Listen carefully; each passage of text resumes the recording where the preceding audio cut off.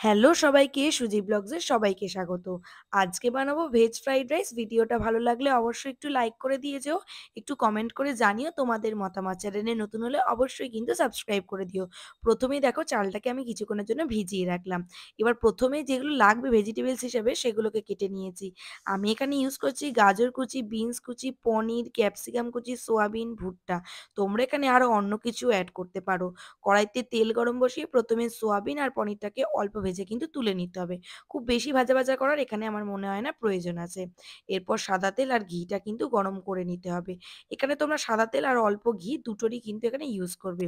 এরপর দেবো গাজর কুচি, বিনস কুচি, ক্যাপসিকাম কুচি, একটা এলাচ, একটা দারচিনি দিয়ে ভালোভাবে ভেজে নিতে হবে। এটা যতক্ষণই ভাজতে হবে যখন দেখবে জিনিসগুলো খুব ভালোভাবে সেদ্ধ হয়ে গেছে।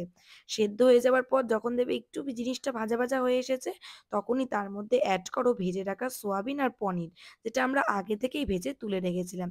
তার সাথেই কিন্তু তোমরা অ্যাড করবে ভুট্টা। তোমরা ভুট্টার জায়গায় অন্য কিছু অ্যাড করতে পারো। এবার এই সব ভেজিটেবলস গুলোকে দিয়ে একসাথে ভালোভাবে মিশিয়ে নিতে হবে।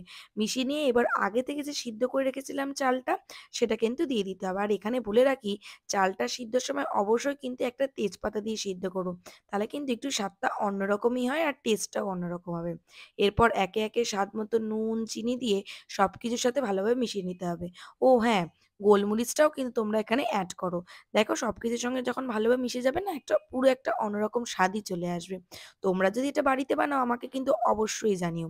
কিছুক্ষণ ধরে সবকিছুর সাথে ভালোভাবে যখন মিশিয়ে নেবে তখনই দেবে ফ্রাইড রাইসটা একদম রেডি হয়ে গেছে। আর এরকমভাবে যদি একবার ভেজ ফ্রাইড রাইস কাউকে বানিয়ে খাওয়াও, তাহলে প্রশংসা কিন্তু অবশ্যই হবে। তোমরা বাড়িতে বানিয়ে কিন্তু আমাকে অবশ্যই জানিও। আর তোমাদের জন্যই তো এত খাটাখাটনি করে জিনিসটা বানানো।